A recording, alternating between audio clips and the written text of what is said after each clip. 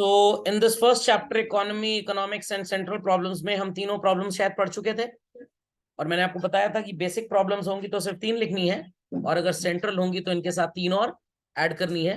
Problem of so called, याद है किसी को, scarcity, fuller utilization of resources and problem of growth. 3 problems add करेंगे तो बेसिक बन जाएंगी सेंट्रल प्रॉब्लम्स। तो what to produce, how to produce and for whom to produce, मैंने प्रॉब्लम भी बताई थी और प्रॉब्लम का सोल्यूशन भी बता दिया था। बट एग्जाम में जब प्रॉब्लम पूछी जाएगी तो प्रॉब्लम लिखिएगा, सोल्यूशन मत लिखिएगा।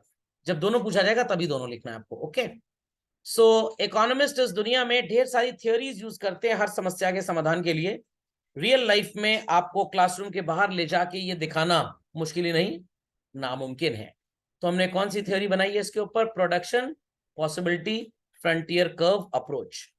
ग्राफ हम शायद बना रहे थे और बाकी हम सब बना चुके थे। And I have told everybody, ये जो ग्राफ आपको नजर आएगा ये कुछ क्वाड्रेंट की तरह नजर आएगा। यस और नो? पक्का सबने ग्राफ बना लिया था? चलिए, right certain observations for the graph children. मैं भी कुछ लिख रहा हूं, आप भी कुछ लिखेंगे। एग्जाम में क्वेश्चन को कैसे आंसर करना है, you will be taught everything. बिल्कुल भी चिंता होने की, परेशान होने की जरूरत, मतलब चिंता करने की या परेशान होने की जरूरत नहीं है। Right the first observation. The slope represents as production of cloth decreases, comma, that of wheat increases. Second, resources are taken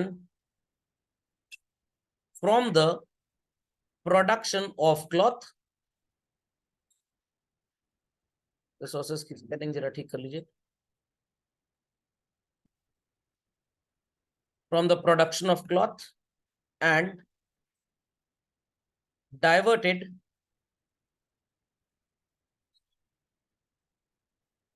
towards the production of wheat.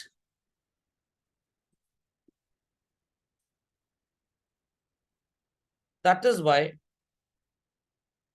the PPC is also termed as transformation curve. इतना सबको समझ में आ गया? इतना सबको समझ में आ गया?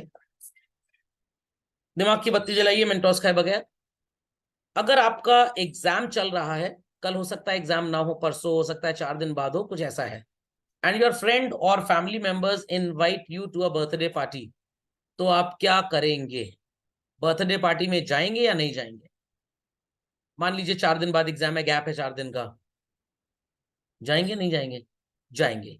और अगर मान लीजिए गैप नहीं है, कल एग्जाम है और सब कुछ well, super prepared, super confident, सब कुछ प्रिपेयर्ड है, तब भी जाएंगे।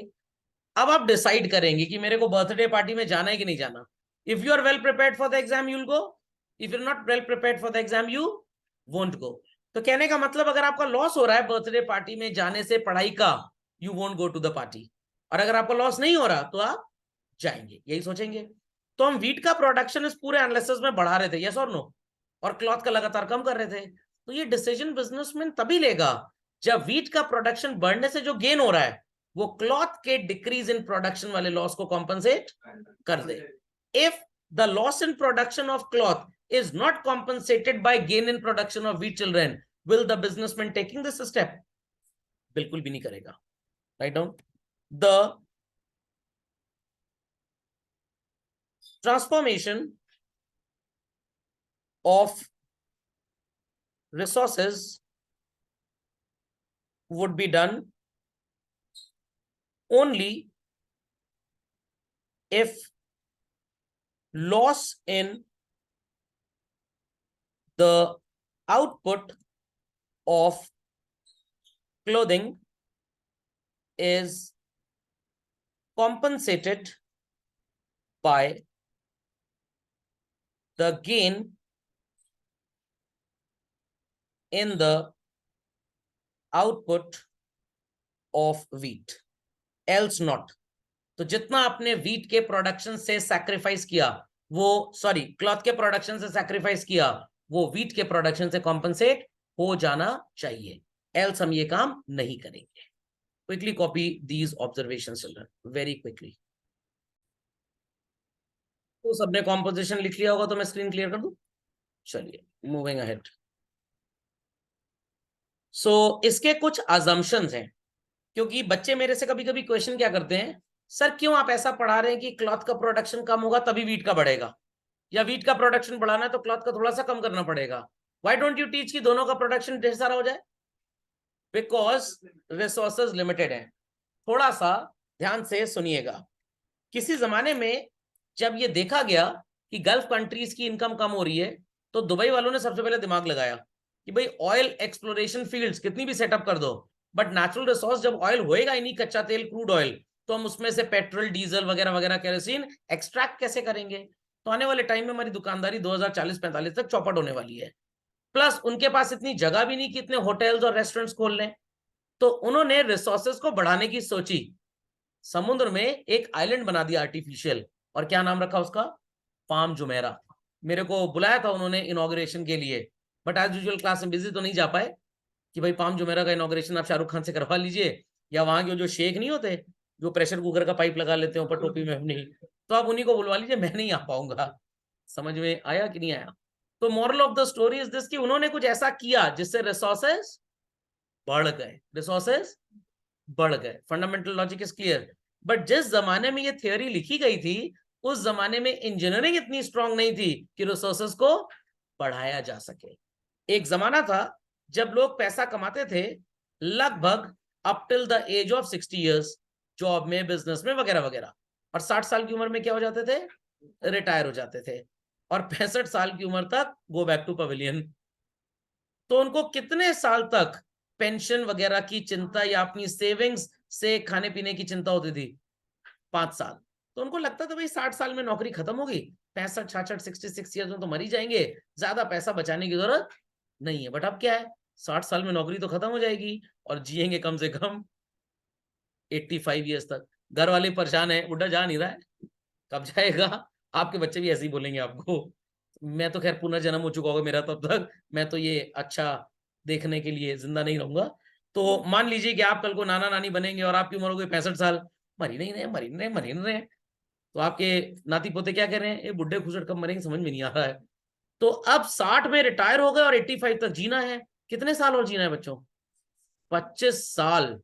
कहीं बागबान वाला हाल ना हो जाए तो आपको काफी पैसे बचा के रखने पड़ेंगे कि 25 साल तक आप अपनी लिविंग को फाइनेंस करते रहे। यस और नो? तो अब आपको ज्यादा पैसा बचाने की जरूरत है, क्योंकि एज गैप रिटायरमेंट से डेथ तक बढ़ गया है। पहले इतना ज्यादा नहीं होता था, पहले लोग कम उम्र में मर जाते थे क्योंकि बीमारियां इतनी ज्यादा होती थी लोगों को और डिटेक्ट नहीं हो पाता था।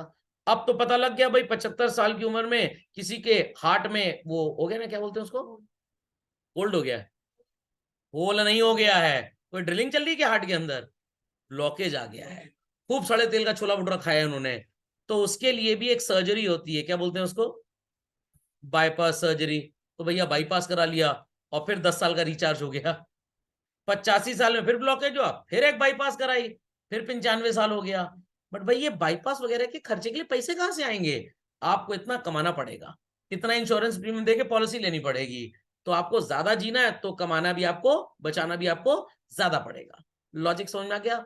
तो कुछ करना पड़ेगा जिससे आप रिसोर्सेज को और बढ़ाएं। तो दुबई वालों ने सोचा कि भाई हमारे पास जमीन तो इतनी ज्यादा है नहीं कि हम उस पर कितना कंस्ट्रक्शन कर लेंगे, कि कितने होटल्स खोल लेंगे। अच्छा होटल खोल भी लिया, कितना भी लाविश होटल आप खोल लीजिए, क्या इंसान होटल में आएगा, रहेगा, खाना खाएगा, रात में सोएगा, सुबह वापस अपने घर चला जाएगा? नो नो नो नो, घूमने टहलने की कोई जगह तो होनी चाहिए। तो आपने वो सफारी राइड्स वगैरह स्टार्ट कर दी, फरारी वर्ल्ड वगैरह लॉन्च कर दिया, गॉट इट क्लियर? उसके बाद पाम जुमेरा आइलैंड, भाई लोग उस आइलैंड को देखने आएंगे कम से कम। यस और नो? हमारे हिंदुस्तान में क्या दिखाया जाता है, कुआं देख लीजिए राजा साहब ने बनवाया था, तालाब देख लीजिए रानी जी ने बनवाया था, अरे कुआं तालाब नाली तो हर जगह रहता है, कुछ एक्स्ट्रा ऑर्डिनरी।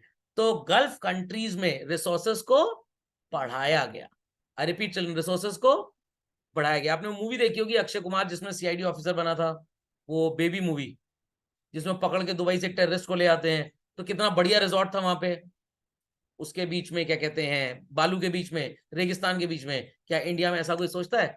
इंडिया में तो पुराना किला, मंदिर, मस्जिद, चर्च, गुरुद्वारा, नाली और ये क्या कहते हैं, तालाब, ये सब दिखा के टूरिस्ट को पागल बनाते हैं हम। लॉजिक समझ में आ रहा है? तो दुबई वालों ने क्या किया, रिसोर्सेज को बढ़ाया। तो आज भी आपको अगर व्हीट और क्लॉथ दोनों का प्रोडक्शन बढ़ाना हो, रिसोर्सेज बढ़ाने पड़ेंगे, और रिसोर्सेज बढ़ा सकते हैं। आज इंजीनियरिंग साइंस ऐसी आ चुकी है। किसी जमाने में लोगों की उंगली कट जाती थी, क्या उग जाती थी फिर से? नो, बाल कटवाएंगे फिर से उग जाएगा।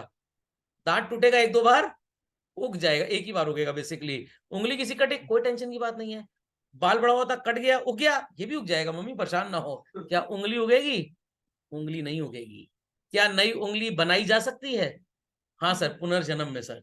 ऐसा नहीं है, बायोटेक्नोलॉजी में ऐसी रिसर्चेस आ चुकी हैं। अगर जब बच्चा पैदा होता है, उसकी अम्बिलिकल कॉर्ड को अगर स्टोर करवा दीजिए, तो उसमें वो सेल्स होते हैं जो कल को परिवार की इस तरह की सर्जरी में काम आएंगे। ये रिसर्च अभी चल रही है, अभी रियलिटी में किसी की उंगली उगाई नहीं गई है। रियलिटी में किसी की उंगली उगाई नहीं गई है। बट हाँ, किसी को कैंसर है और जो बच्चा हुआ उसके अंदर कैंसर सेल्स नहीं है, तो अम्बिलिकल कॉर्ड से जो ब्लड लिया गया, हम उन टिश्यूज से उसका कैंसर हील कर सकते हैं। 100 से ऊपर तरीके के कैंसर्स को हील करने की रिसर्च आ चुकी है, बट उंगली उगाने की रिसर्च अभी तक नहीं आई। सर हम बताते हैं सर, कहां आप जाएंगे उंगली उग जाएगी सर? स्टीवन स्पील्सबर्ग को पकड़ लीजिए सर, वो सर मच्छर के कांटे से डायनासोर बनाया था। अरे मूवी थी प्रभु, रियल लाइफ में ऐसा नहीं होता। देखियो कि आपने जुरासिक पार्क ओरिजिनल मूवी, तो वहां क्या दिखाया गया, कैसे डायनासोर बनाए गए, कि कभी ना कभी किसी डायनासोर को किसी मच्छर ने काटा होगा, और डायनासोर का खून मच्छर ने कोको कोला की तरह शक कर लिया, और वो मच्छर ट्री गम में फंस गया, और ब्लड के अंदर डीएनए जो था वो मरा नहीं। तो उस मच्छर को ढूंढा गया उन वैलीज और जंगलों में जाके, और वहां से उसका ब्लड का डीएनए एक्सट्रैक्ट किया गया। दिया होगा आपके 9th-10th में बायो के टीचर ने एग्जाम्पल, आपको नहीं पढ़ाया, चलिए मैं देता हूं। तो फिर वहां से उस मच्छर से उस डीएनए को एक्सट्रैक्ट करके लोकल लेवल पे फर्टिलाइज करके एक्स को डायनासोर बनाए गए। मूवी थी, ऐसा रियलिटी में पॉसिबल है। डॉली नाम की पहली वो गैया बनाई गई थी ना। तो उंगली भी उग सकती है, बट अभी रिसर्च इतनी कामयाब नहीं हुई। तो ये थ्योरी आज तो मैं मानता हूं, resources are limited, resources are limited. किसी बच्चे को पहले पढ़ना होता था तो क्लासरूम तक आना पड़ता था, बट अब रिसोर्स ऐसा है कि आप अपने घर में बैठ के भी पढ़ाई कर सकते हैं और साथ में खाना भी खा सकते हैं। तो मान लीजिए खाने के टाइम पे ही क्लास लग गई, तो यू हैव टू डिसाइड खाना खाएं या क्लास लें। जितना ज्यादा टाइम खाने में लगा देंगे, क्लास में उतना कम टाइम दे पाएंगे, या जितना ज्यादा टाइम क्लास में पढ़ने में लगा देंगे, खाने में उतना कम दे पाएंगे। ये तो प्रोडक्शन पॉसिबिलिटी बोलता है। बट ऑनलाइन क्लास में क्या कर सकते हैं, घबड़ घबड़ खा भी सकते हैं और साथ साथ क्लास भी अटेंड कर सकते हैं। तो क्या ये थ्योरी आने वाले 100 साल बाद काम में रहेगी? नो। 100 साल बाद ऐसी इंजीनियरिंग डेवलप हो जाएगी कि आप हर चीज का जो लिमिटेशन लिमिटेशन गाना गाते हैं, वो लिमिटेशन कुछ हद तक कम हो जाएंगे, और रिसोर्सेज भी क्या हो जाएंगे, अनलिमिटेड। बट उस दिन इकोनॉमिक्स में इसको पढ़ने की जरूरत नहीं पड़ेगी। Why sir? जिस दिन वो अनलिमिटेड हो जाएगा, उसकी स्कैसिटी खत्म हो जाएगी, तो उसकी प्राइस तो रहेगी नहीं। प्लस जिस स्पीड से रिसोर्सेज बढ़ेंगी, मानव जीवन में पैदावार उससे भी कहीं ज्यादा तेजी से बढ़ेगी। सर ये आप कॉन्फिडेंटली कैसे बोल सकते हैं? आपसे थोड़ा ज्यादा पढ़ा लिखा हूं इसलिए। एक थ्योरी है इकोनॉमिक्स की, ग्रेजुएशन में आप पढ़ेंगे अगर आपकी किस्मत में इतनी पढ़ाई रही तो, मैल्थूसियन थ्योरी।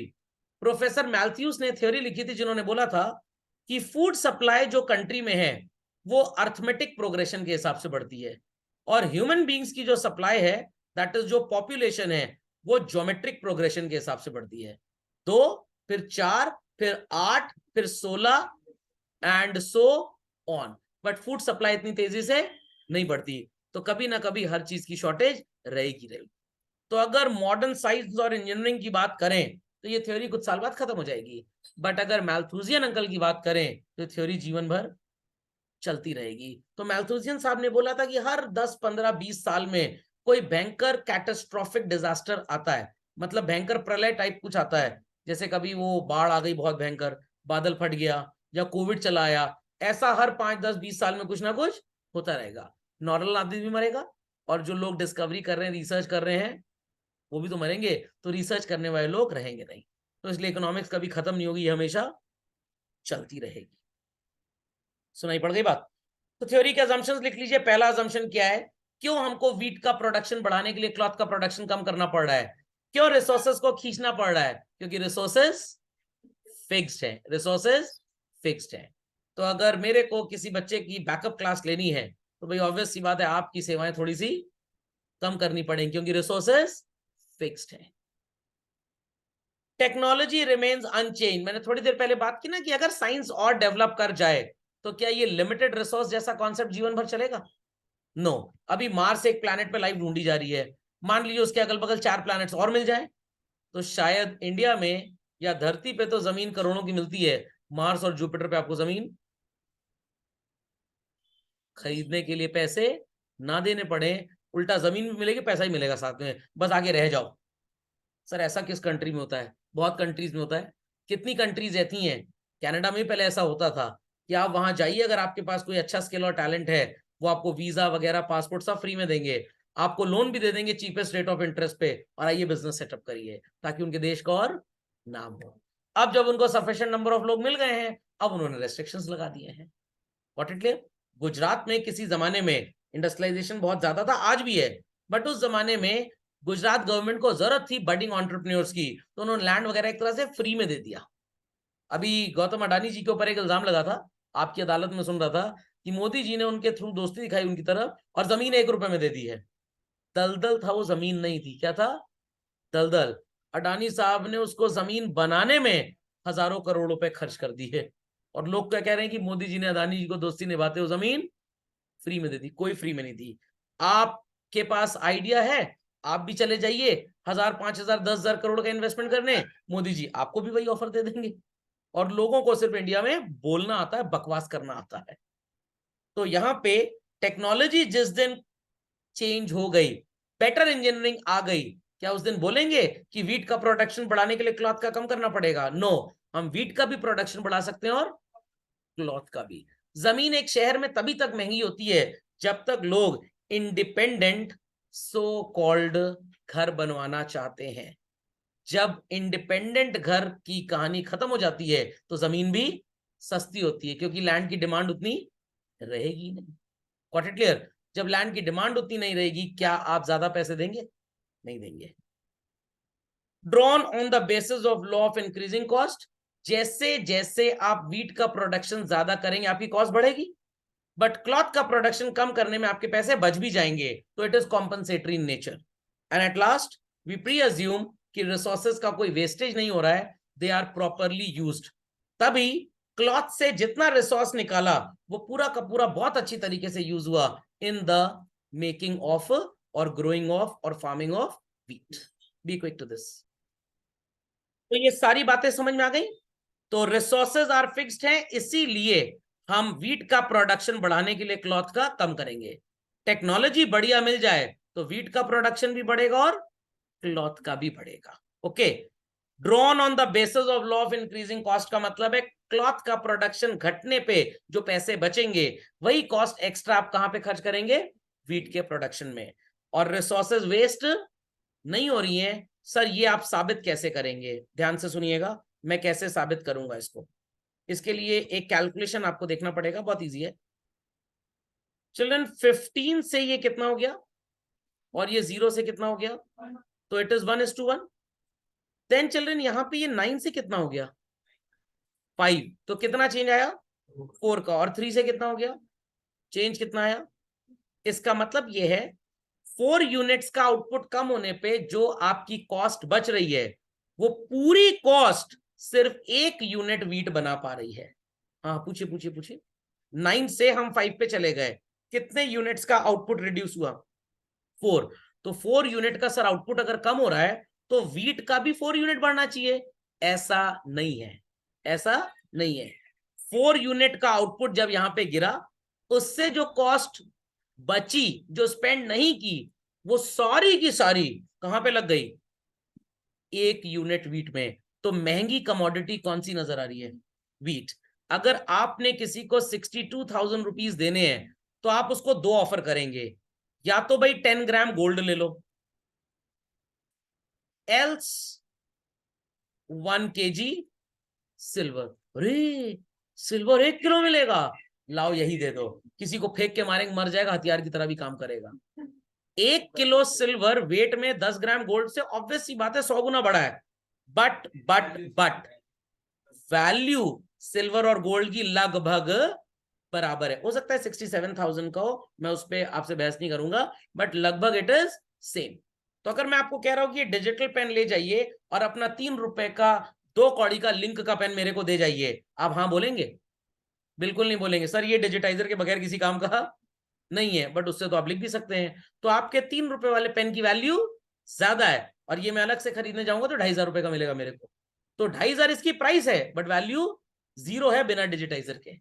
सो कहने का मतलब 4 यूनिट का आउटपुट कम होने की वजह से जो हमारे पैसे बचे वो पूरे के पूरे कहां लग गए?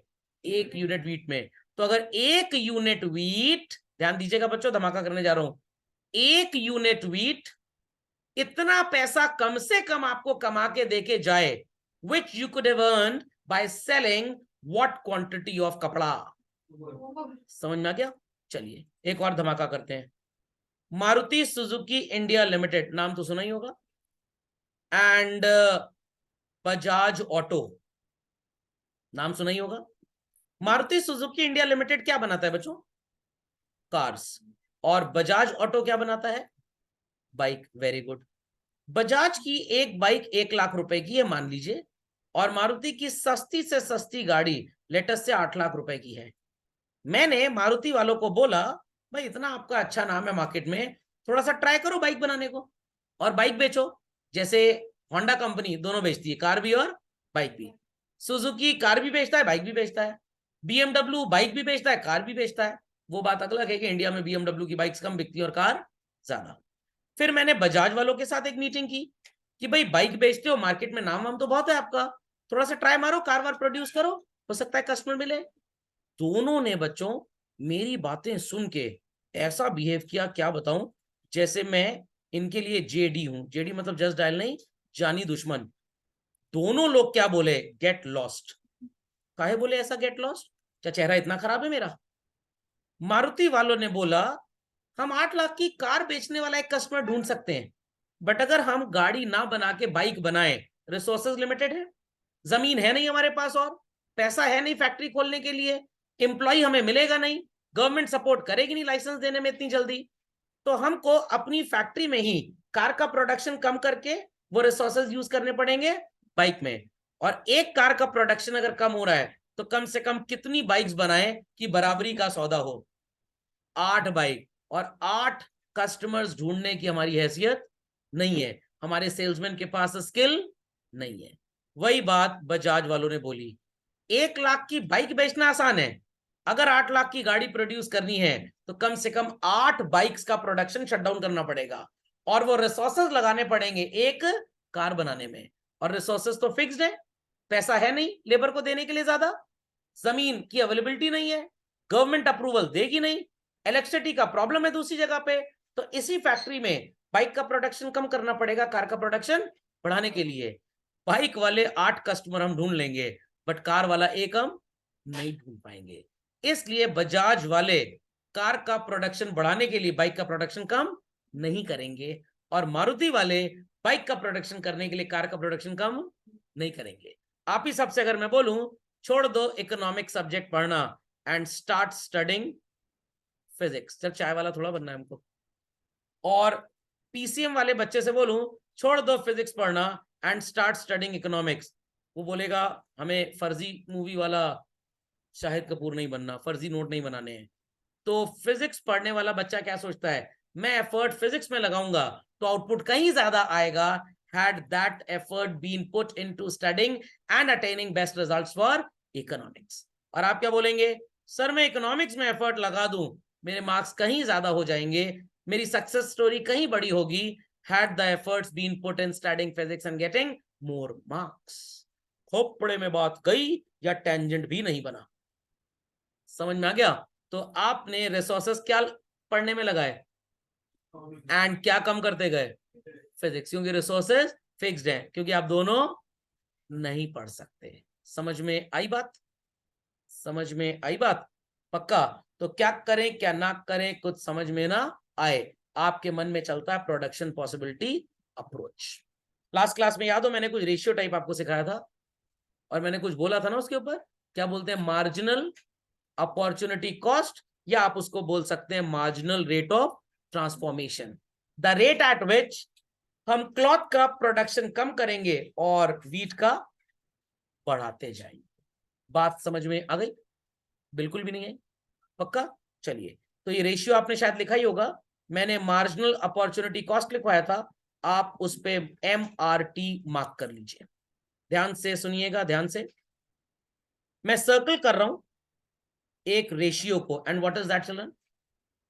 3:1, 1:3, कुछ भी बोलो, मतलब 3 यूनिट्स क्लोथिंग की कम की तो 1 यूनिट व्हीट का बढ़ गया, और 3 यूनिट कम होने से जो आपको डैमेज हो रहा है वो क्लोथिंग की 1 यूनिट से कवर हो जाना चाहिए।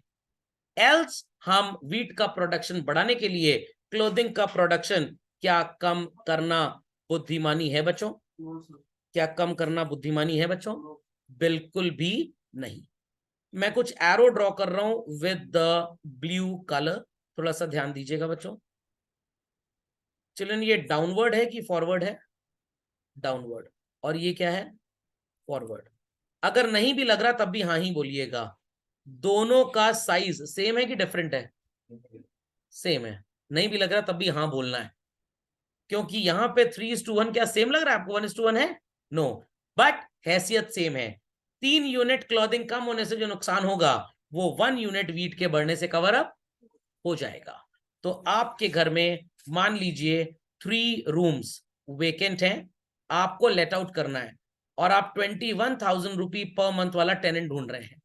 अगर ये ना मिले और 3 कॉलेज गोइंग स्टूडेंट्स 7,000 आपको दे दें, will you be at loss? Will you be at loss? No. तो या तो आपको 21,000 वाली एक फैमिली मिल जाए, या 30,000 वाले 3 कॉलेज गोइंग स्टूडेंट मिल जाए, आप प्रॉपर्टी को लेट आउट कर देंगे। तो आपने भी क्या अप्लाई किया? Production possibility frontier curve approach.